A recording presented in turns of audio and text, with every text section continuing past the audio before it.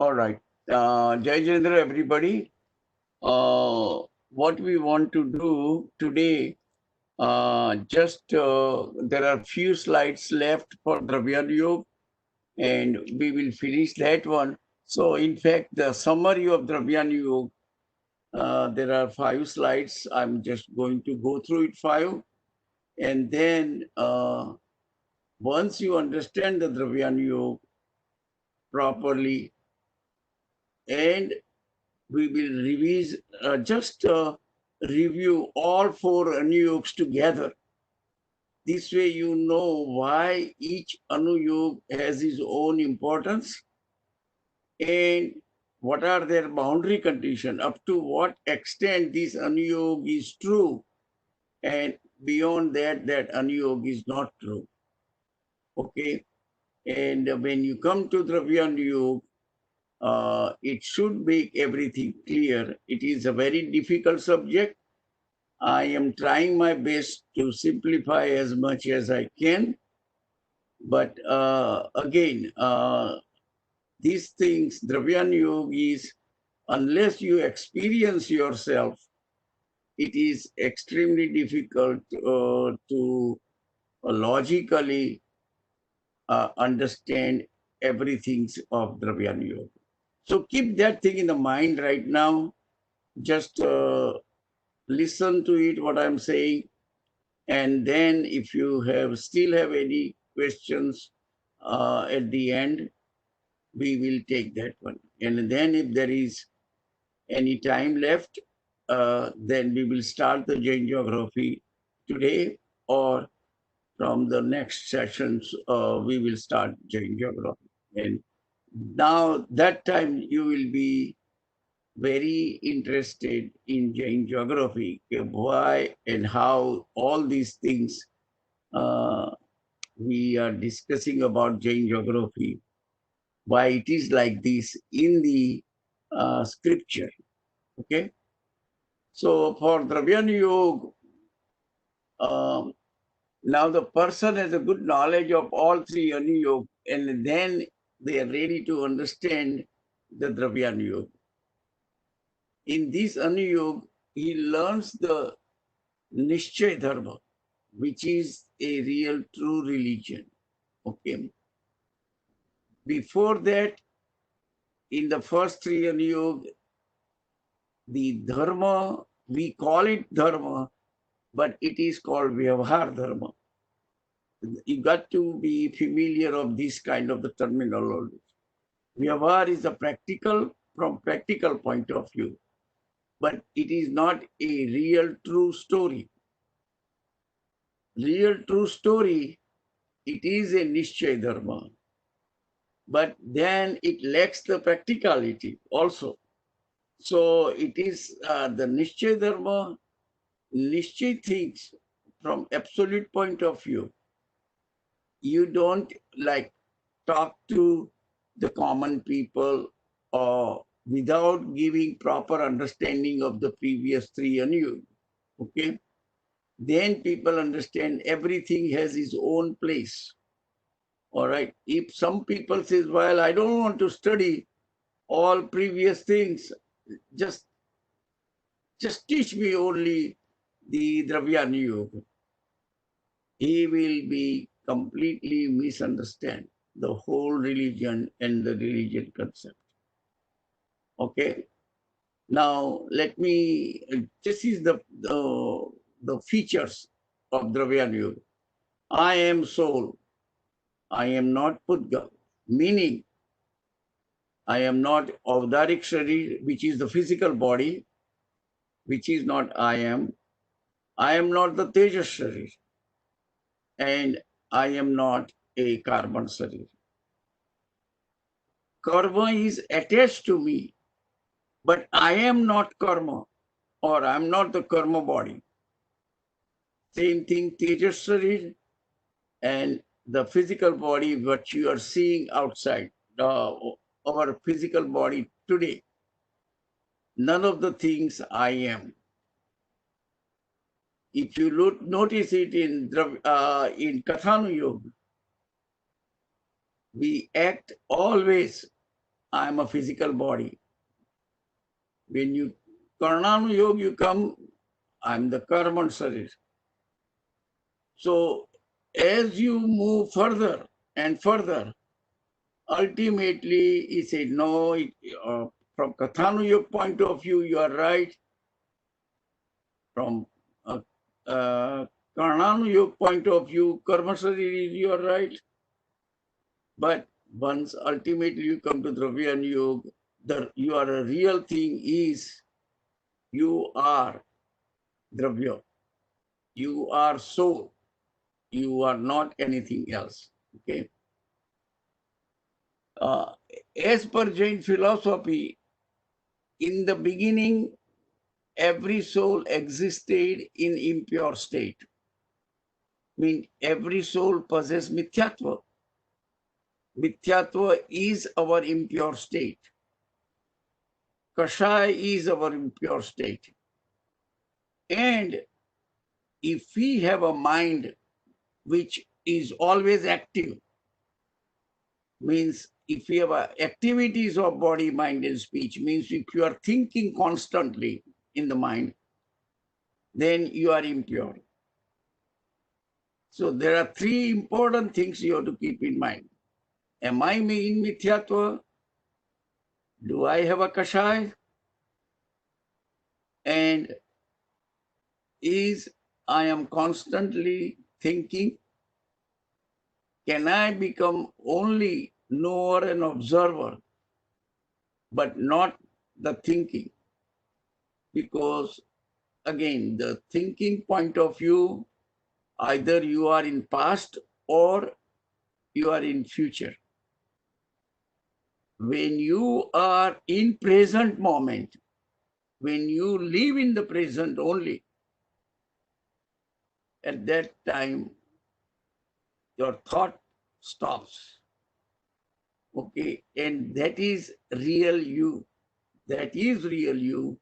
That is the Jainism saying. Okay, so hence its mind is not still and quiet.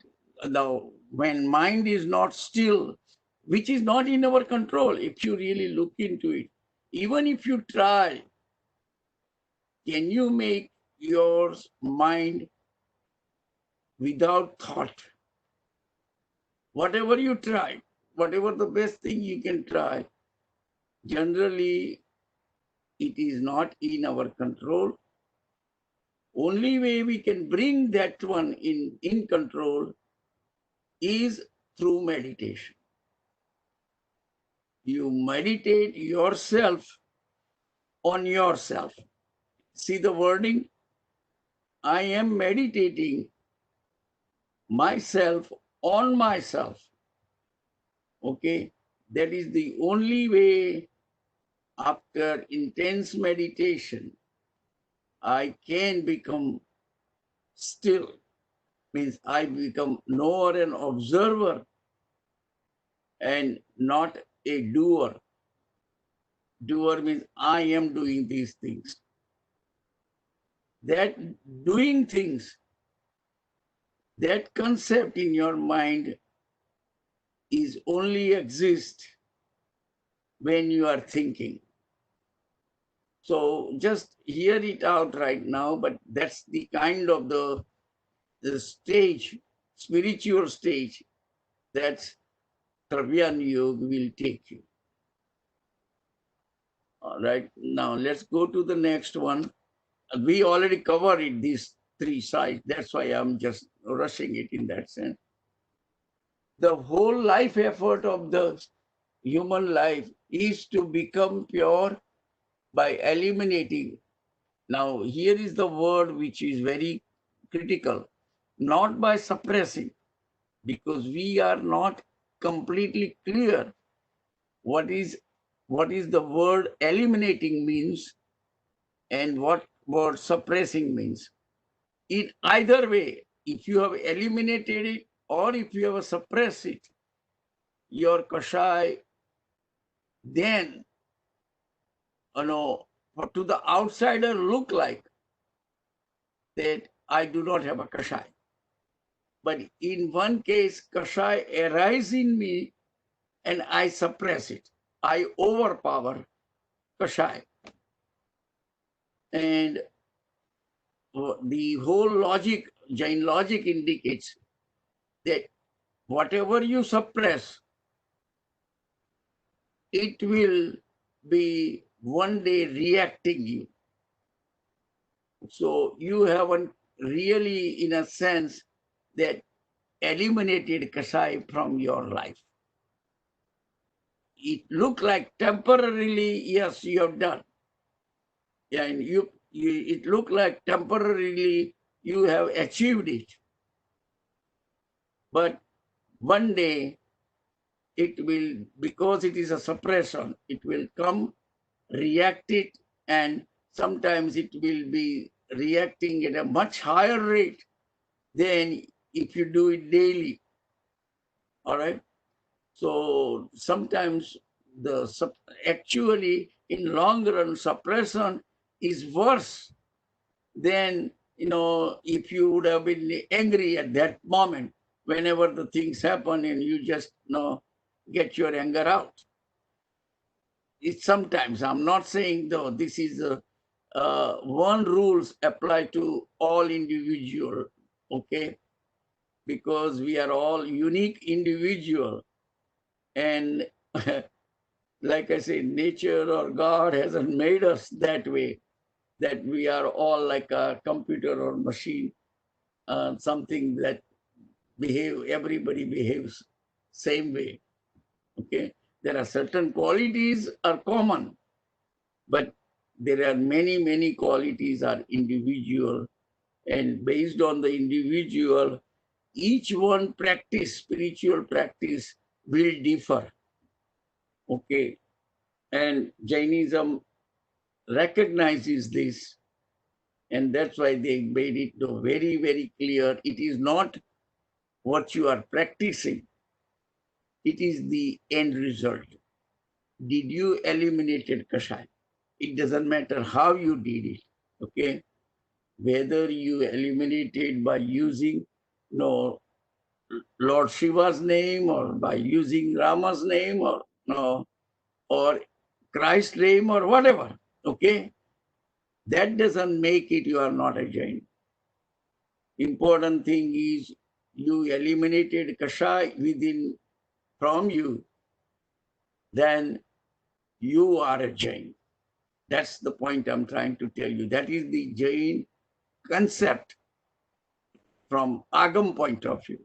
Okay, it is not like whether you go to that path or this path.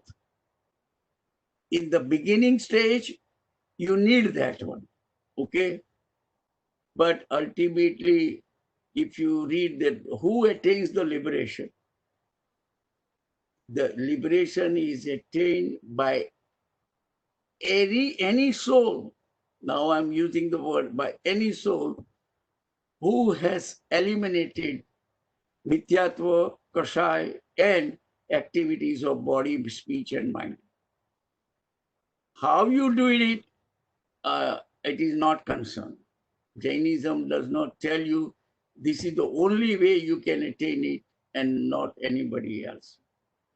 People generally don't understand, if you don't do it, if you don't go to the Jain temple, or if you go to Vaishnav temple or any other temple or any other places, okay, you are not a Jain. No, you are not practicing. These people have a very, they haven't progressed from initial Anuyog. Okay, they haven't further went down.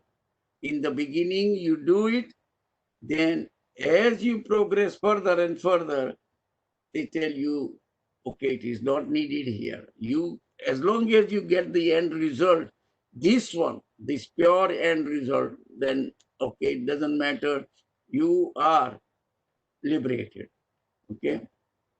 From a Jain philosophy point of view, I can achieve this pure state by understanding and realizing pure qualities of soul through meditation of a pure soul. Now, meditation, when you are, there are so many techniques based on your personality. Some people have a devotional personality. Some people will have a logical, like thinking personality. Some people, have a, like serving personality. Okay. So it doesn't matter. You can be whatever the personality you have, you can achieve through it. Okay. And but it is so to achieve that one, it is very, very difficult. It took Lord Mahavir 12.5 years of meditation. After renunciation, Bhagwan Mahavir just went into jungle. What did he do? Just meditation, nothing else. Okay, we kept the record of how many meals he ate and when he ate. Okay, he did not do that way. He did the meditation, and in during the meditation, after certain time, when he realized his body needs some nutrients, he went and get some food, baked for a food, and at that also, what kind of food he ate? He did not eat any juicy food. Okay, any juicy food, period, that will hinder in his meditation, because it will put you to sleep.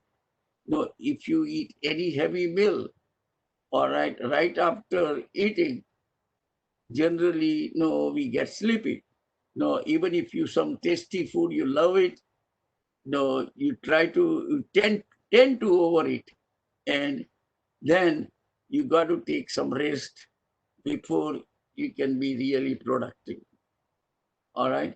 What Bhagwan Mahavir ate food to which helps the meditation, and anything that does not help meditation, okay, which are always a juicy food, which is, and all juicy food we know it. Any sweets, okay, milk products, dairy product, everything, it is not there.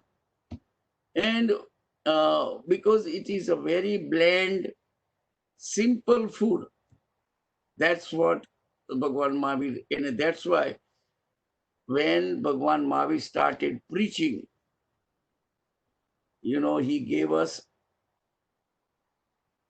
6 Bahya taps and 6 Antrik tap. But the Bahya tap, 4 of them, his preaching was on the food related. You should do fasting. You should not eat the full stomach. You should remain some unodri, means little less than your hunger. You should eat. Generally, they say thumb rule is 80% of the food, whatever your hunger is, only eat 80% of that. And that also very bland and nutrients food, not the food which is what we are eating, like junk food. Okay, all kinds of chemicals are there, and that's the point. Bhagwan Mahavir is against it. Okay, and you can see in his preaching about that. Now, so that's the second chart we did it. Okay. In the third one is just what I presented here, is what Dravyanyog includes. Dravya means substance, and substance are 6 universal substances in Jainism: soul, material atoms, which is Pudgal, principle of motion, principle of rest, space, and time. these 6 universal substances, they are all dravya. You should have the knowledge of all the 6 substances. Soul is the most important one. You need to study, understand yourself, who you are.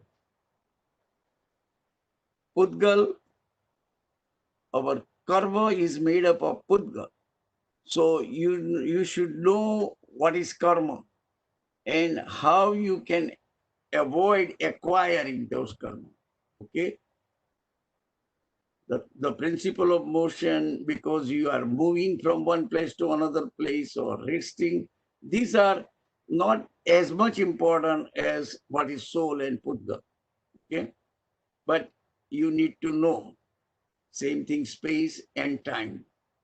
All right. Everything has its own place. These are the dravya, all 6 universal substances. One should know it.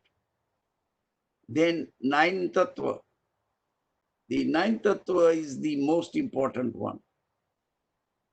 Soul and ajiv is nothing but pudgal in this case.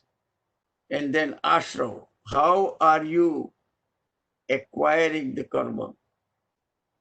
How karma binds to us? Now, punya and pap we'll talk a little later. Samvar, nirjara, and moksha. Samvar is how do you stop acquiring karma? Nirjara, whatever karma you have acquired, how do you get rid of before its maturity? Because when the karma matures, it will be separated from the soul. When matures, it produces the result environment and separated. So when the karma, it is called akam nirjara. Akam nirjara, we do it every moment. Okay, automatically it happens. That is called akam nirjara. But if we, before it matures, if you can remove them, then you don't have to go through the karma created environment. And then you will be able to attain liberation. So the nirjara, which has a 2 component, akam nirjara and sakam nirjara. The sakam nirjara, before karma matures, you get rid of them. So you don't have to go through the karma. Otherwise, all other karmas, what we do is akam nirjara. And when you are completely, karma is gone, you attain the liberation or moksha.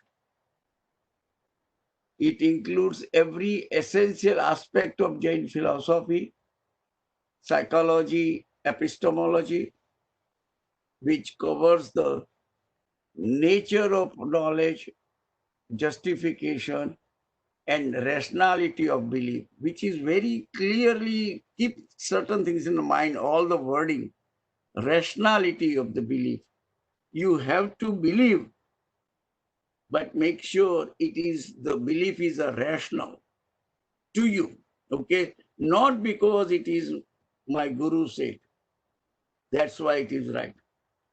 Once you are in that trap, you know, people will say, Tirthankar has said it. Now, Tirthankar has no interest to lie or to cheat or anything. So you got to believe. And you may have heard from many, many people, it is the Tirthankar's word. You cannot doubt. No, that is not the case in Jainism. What Jainism is saying, even though it is said by Mahavira, does it make sense to you? Unless and until it makes sense to you, it will never become yours. That is the very, very key points I'm trying to tell you. In Jainism, in the beginning, you need a faith. There is no doubt about it. but it should be the rational faith. Okay, it should be convincing to you, and that only you can decide. That and then nobody can change you as time passes later on. If you have a rational faith, then nobody can change you. Otherwise, some other person, real good logician or argumentative person can come and overpower, okay? And you will be speechless then, because you will not be able to answer his counter argument. So that's also keep in mind, okay? The specific attention is given to soul and its pure and impure state in Dravyanyog, okay? Dravyanyog, the soul is in impure state and ultimately the spirituality will take you to its pure state. Meditation will take you that way and not past or future. Now, this is another one. In Karnanuyog or in Charananuyog, okay? In Charananuyog, we are always saying, oh, it is my past karma make me suffer. Okay, it is because I did something wrong in my past life or previous time. Now I am suffering for it. I am paying for it. Okay. When you come to Dravyanyog, okay, it is not past, nothing future. You are current state of you right now, okay, are impure. And that's why you are suffering. You are not suffering because of the past karma. You are suffering because your current state, which is mithyatva, and you have a kashai. That's why you are suffering. Not because of the past karma. Karma is a pudgal, so keep certain things in the mind. Pudgal is a different dravya. Your dravya is the soul, is the soul. Only one person, one element can make you suffer is you. In Jainism, nobody else can make you suffer. Nobody can protect you also. I'm talking from a spiritual sense point of view, okay? This, everything you have to take it in the spiritual point of view. Nobody can protect you. Nobody can know you, and nobody else, no other element can make you suffer. You are the only one make you suffer. And you are the only one can make you protect yourself. Okay? If you try to take any help from anybody, that is not Jainism. Okay? In the initial stage, like baby, the parents are needed to protect and to grow. Yes, that is true, like Jainism. But that's only you have to understand. It are the initial three Anuyogs. It is the Kathanuyog, Karnanuyog, and Charananuyog. These are the three things. But once you come to Dravyanyog, that's where the true religion begins. You need to know you are on your own. Nobody can help you. That don't misunderstand that nobody is going to help you. No, it is not like that. But if you think somebody will help me, then you are not understanding properly Jainism. The Jain concept is you are on your own. You have to be on your own. That's it. Nothing else. And I think I told you last time when Bhagavan Mahavir renunciate when he took the Diksha, Indra comes and requests him, can I be at your service during your sadhana ka, during your practicing, okay? Because you will be suffering significantly upsarga and parishaha. Upsarga is a man-made and parishaha is a natural calamity, okay? And if you read, know how many upsarga Bhagavan Mahavir suffered, man-made calamities, and how many natural calamities he suffered. You will see incidents after incidents for 12.5 years. Okay. And Bhagavan Mahavir told even Indra on the day of renunciation, said, no one has achieved Keval Gnan with the help of others. Okay. So keep that thing is in the mind. Ultimate real religion belongs where? The specific attention is given to the soul and its impure and its pure and impure state. Current moment of living, not past and future. That is also came. What is your current moment of living? That is important. Past is gone, future hasn't come. The life is only one moment, which is a current moment. And make sure you live the life. Okay. If we are in a thinking process, in thought process, either we are in the past or in the future. So we are not living what is current. And we are unnecessarily wasting our time. The past is gone, future hasn't come. And since our mind is there, either past or future, that is the reason, okay, we are not able to live at all. Current, we are not living. And past and future, we are not there. Past is gone and future, we are not there. So we are nowhere, any place living. Okay. The fourth one. The true nature of a substance is a religion of that substance.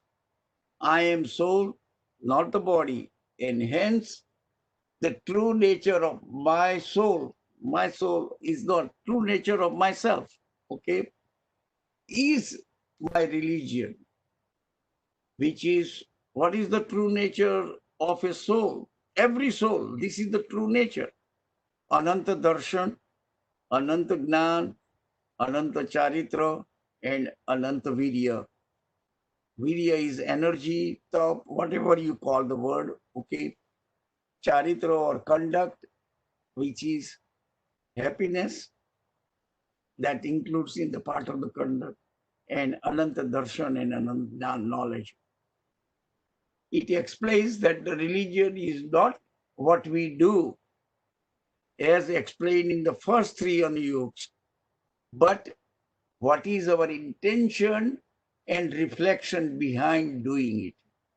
Okay, this is a most critical things in Jainism. It is not what you are doing. Mostly we are being told, oh, you done samai, you done pratikama, you did the praising the tirthankars or gurus, whatever you are doing, that is considered religion. And that's up to 3 Anuyog. Yes, what you are doing, that is religion. When you come to Dravyanyog, they say, no, it is not what you are doing, it's a religion. But it is your intention and reflection behind doing. That means, did you really following it and doing it, or you are just doing mechanically? If you are doing mechanical, you are wasting your time from Dravyanyog point of view. Okay? From Dravyanyog, you are wasting your time. because in your spiritual life, nothing is changed. And you did mechanically and you satisfy yourself. I have done my duty. I have done my morning puja. Okay, I have done the samayik. I have done my mala. All the things what you have done, okay, and you consider, you may have impressed all your relatives or other friends that, no, here is a religious person. But that is not going to help you at all. The only way it will help, whatever you are doing, for what purpose you are doing, is that purpose is being served. Do you know the purpose, first of all? Okay. You will find many people day in and day out doing routinely things. They are routine in such a way, even, okay, that even if they don't do it, they feel miserable.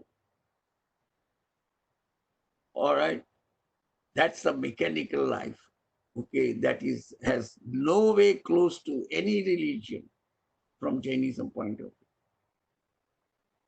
The specific attention is given to understand the qualities of pure and impure soul.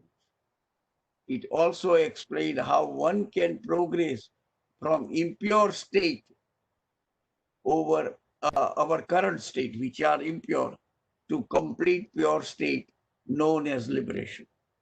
Everything, that is how you progress it.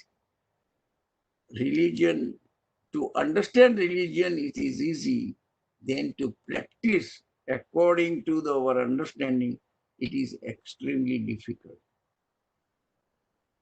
In today's, I hate to say it, most of the scholars teaches us just practice, okay?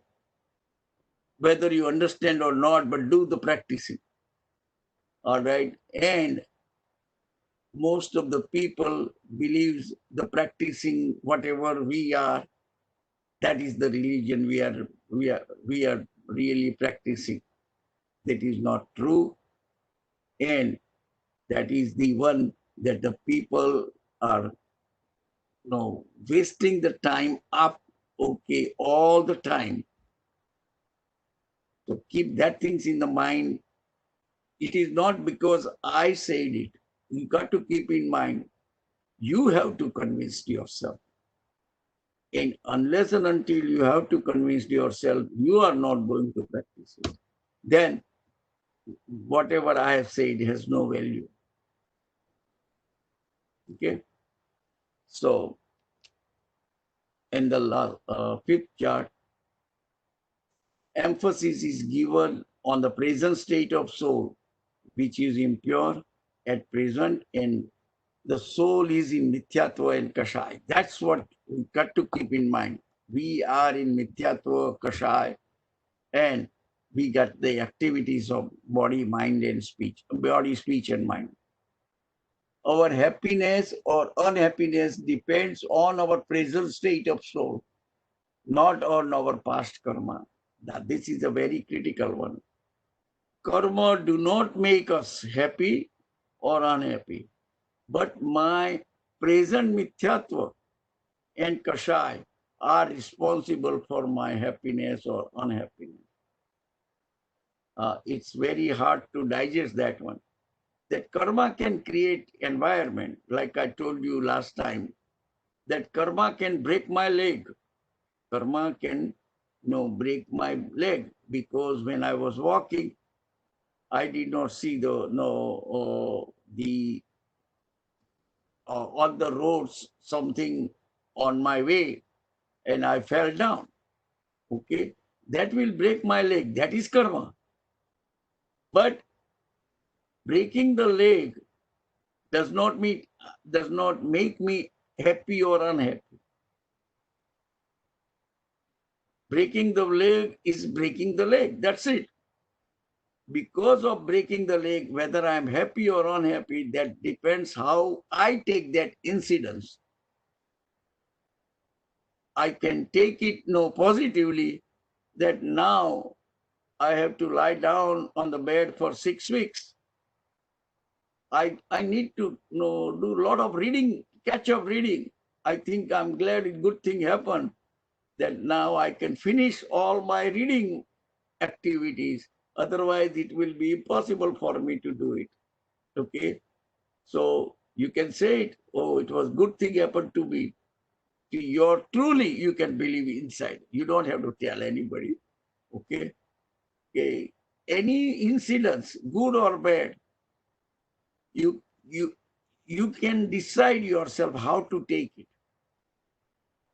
If you get up in the morning and say, today nobody in the world can make me unhappy, no matter what happens, if you decide yourself that way, that today I take a vow that I will not be unhappy, nobody in the world can make you unhappy. Even if they can burn your house, okay, or anything, all the disaster can occur.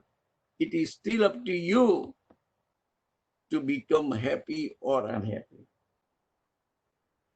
And you should know that one, that you have that power. Okay. Emphasis on samyak knowledge of the qualities of pure and impure state of soul and reasons behind soul's impurity. So I think we have said enough things about the Dravyanyog, and now you know that that how Dravyanyog differs from Charananuyog and from Karnanuyog and from Kathanuyog. Okay, and each Anuyog are correct in its own limited sense. And when you go to the next Anuyog, the previous Anuyog was wrong. The next Anuyog, the previous Anuyog is wrong. And ultimately, when you reach to Dravyanyog, that's where the real situation is. The literature of Dravyanyog is, no, these are the books, scriptures, not many as you find for other three Anuyog. Kathanuyog, you get the maximum, about 60 to 65%, two-thirds of Jain literature is in Katha, because it is easy to teach you for Kathanuyog, for the beginning point of view. After that, the whole philosophy of karma and other things, okay, comes into the picture, and you will see how much literature there was. Then the achar comes, okay, and that achar, we are giving significant importance to bahya achar, where people can see it. I have done the fasting, I have taken a vows, I can do these things. All right. Those things are, when you go to Dravyanyog, he said it is not whether you have taken a vow or not vows or anything. What was your intention behind doing these things? If I am fasting today, what is my intention for fasting? Not for fasting a day. That is not going to help you anything, because you got a long way to go. Your life is. Okay. So what is the fasting doing? Less attachment to the food. That is the intention. My attachment to the food is significant. How can I reduce my attachment to the food? Bhagwan Mahavir said, no, do fasting. At least, no, and then you do Inodri next time. Don't eat any juicy food. Okay, limit yourself. Number of items I'm going to eat. So these are the first four Bhayataps are all food related. Because these are the two things you got to keep in mind. And these are the things what you do. So you look at it, when you look at the Kathanuyog, in Kathanuyog, the message was loud and clear. If I have hurt somebody, the same person will come in the next life, will hurt me.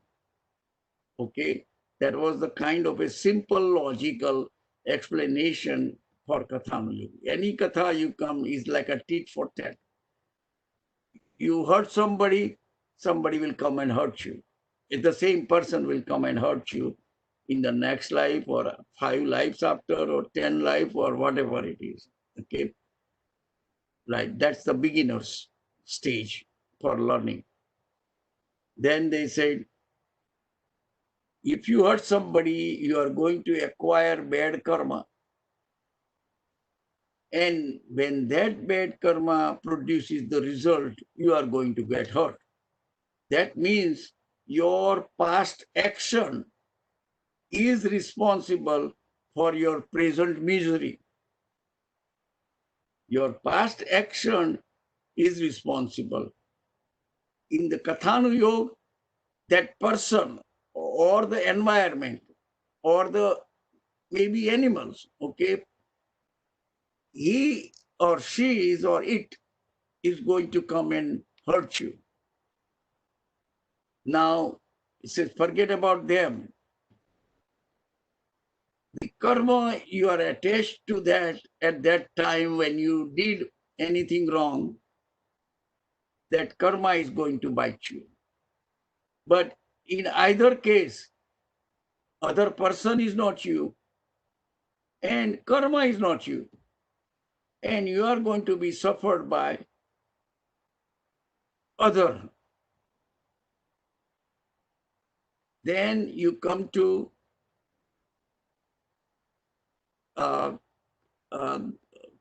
achar.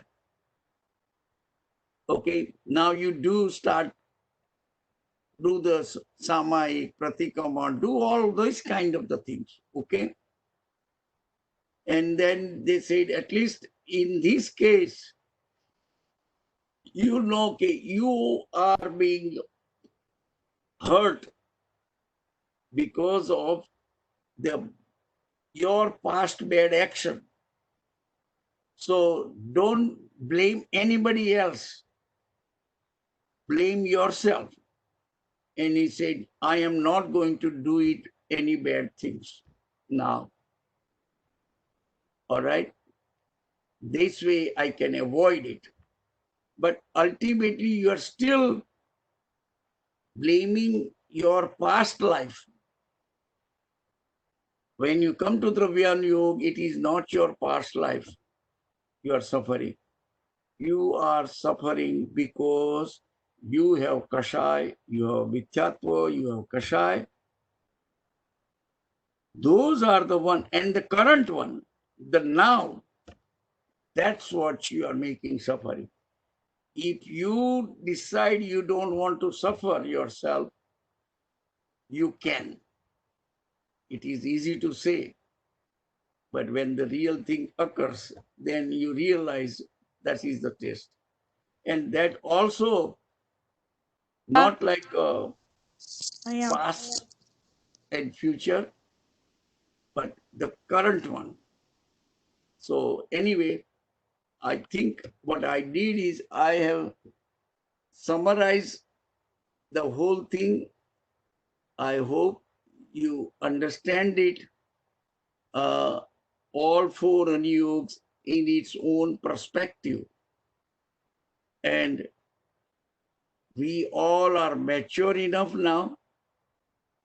We don't have to act like a baby, because even at that age, if you act like a baby, oh, I'm still just a baby as far as religion is concerned.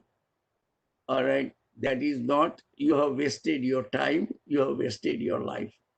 And human life is most difficult to achieve in future. What you got it here, make sure you make use of it properly every moment, properly utilize it and not waste. Instead of saying, I'm a baby, I'm a learner, and we are all learners, there's no doubt about it. But at least when you learn something, You don't repeat the same thing again and again every day after day.